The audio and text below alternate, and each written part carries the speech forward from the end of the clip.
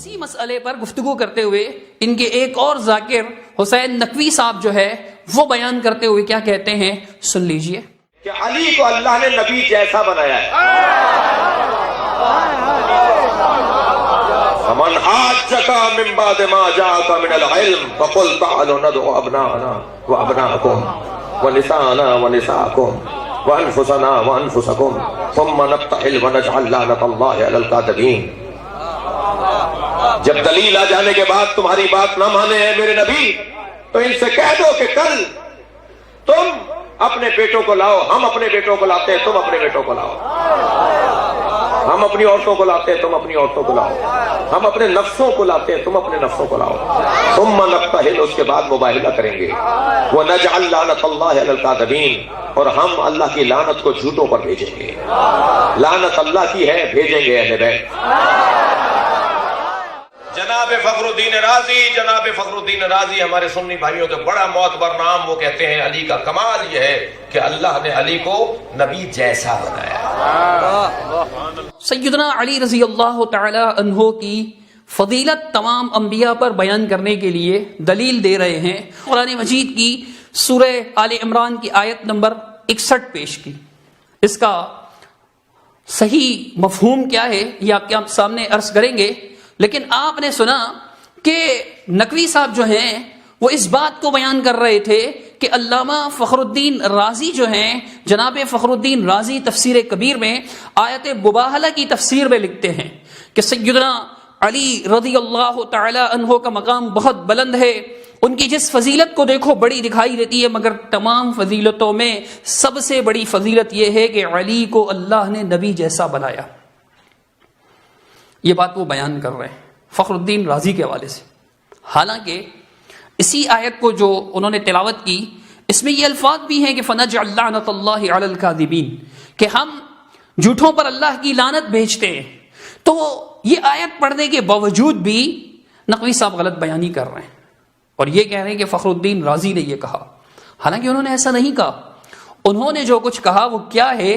وہ یہ ہے کہ وہ تفسیر کبیر کے اندر اس آیت کی تفسیر میں یہ لکھتے ہیں کہ کان فی الری رجل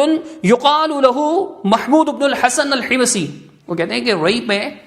رئی جو ایک علاقہ ہے وہاں پر ایک شخص رہا کرتا تھا، اس کا نام محمود بن حسن الحمصی تھا۔ اس کے بارے میں لکھتے ہیں کہ وَكَانَ مُعَلِّمُ الْاثْنَيْ عَشَرِيَّةِ، وہ اتنا عشریہ کا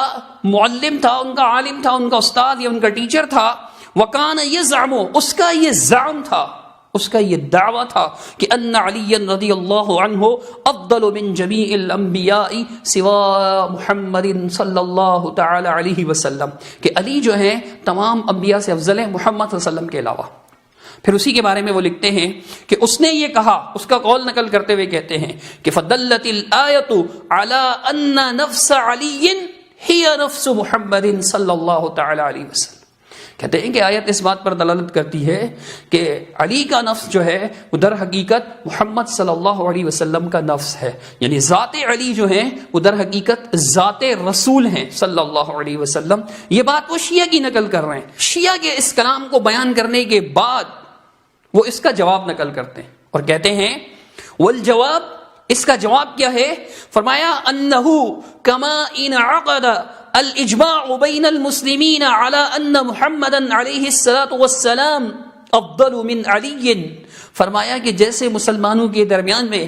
اس بات پر اجماع واقع ہو چکا ہے کہ محمد صلی اللہ تعالی علیہ وسلم علی رضی اللہ تعالیٰ عنہ سے افضل ہیں، فَكَذَلِكَ إِنْ عَقَدَ الْإِجْمَاعُ بَيْنَهُمْ قَبْلَ ظُهُورِ هَذَا الْإِنسَانِ عَلَىٰ أَنَّ النَّبِيَّ أَفْضَلُ مِمَّنْ لَيْسَ بِنَبِيٍّ، اسی طرح اس انسان کے ظہور سے پہلے، ظاہر ہونے سے پہلے ہی مسلمانوں کا اس بات پر اجماع تھا کہ غیر نبی جو ہے وہ کبھی نبی پر افضل نہیں ہو سکتا،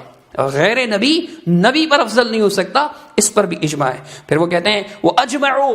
عَلَىٰ ان علی رضی اللہ عنہ ما کان نبیا، اس بات پر سب کا اتفاق ہے، اجماع ہے کہ علی جو ہیں رضی اللہ تعالیٰ عنہ وہ نبی نہیں تھے۔ آگے فرماتے ہیں فلزم القطع بان الظاہر الآیۃ کما انہ مخصوص فی حق محمد صلی اللہ تعالی علیہ وسلم فکذلک مخصوص فی حق سائر الانبیاء علیہم السلام، کہتے ہیں کہ اس سے واضح ہو گیا کہ قطعی طور پر اس آیت سے ثابت ہو گیا کہ جیسے یہ آیت محمد صلی اللہ علیہ وسلم کے حق میں مخصوص ہے، خاص ہے، یعنی جیسے انفسنا کہنے کے باوجود بھی علی محمد سے افضل نہیں ہوئے، محمد علیہ الصلوۃ والسلام کا یہ مقام اس آیت کے باوجود محفوظ ہے، اسی طرح تمام انبیاء کا مقام مخصوص ہے، ان کے حق میں بھی یہ مخصوص ہے۔ جیسے تم نبی علیہ الصلوۃ والسلام کی نبوت کی وجہ سے سیدنا علی کو افضل قرار دیتے ہو، بالکل اسی دلیل سے باقی تمام انبیاء علیہ الصلوۃ والسلام بھی افضل قرار پائیں گے۔ یہ علامہ راضی کا کلام ہے۔ اب وہ بڑے یعنی کہ شان کے ساتھ علامہ فخر الدین رازی کی طرف یہ بات منسوب کر رہے ہیں کہ جی انہوں نے ایسا کہا ہے، یہ ان کا مذہب نہیں ہے، وہ کسی شیعہ کا مذہب نقل کر رہے ہیں اور اس پر خاموشی اختیار نہیں کر رہے ہیں، باقاعدہ اس کا جواب نقل کر رہے ہیں، اور آپ کہہ رہے ہیں کہ انہوں نے ایسا کہا ہے۔ ان کی طرف یہ بات منسوب کرنا یقیناً غلط بیانی ہے، اور حیرت اس بات پر ہے کہ آیت پڑھ رہے ہیں کہ فَنَجْعَلْ لَعْنَةَ اللَّهِ عَلَى الْكَاذِبِينَ، کہ ہم اللہ کی لعنت بھیجیں جھوٹوں پر، اور پھر اس کے بعد اتنے شان کے ساتھ، اطمینان کے ساتھ، چین اور سکون کے ساتھ غلط بیانی کر رہے ہیں۔ اللہ رب العالمین سمجھ دے۔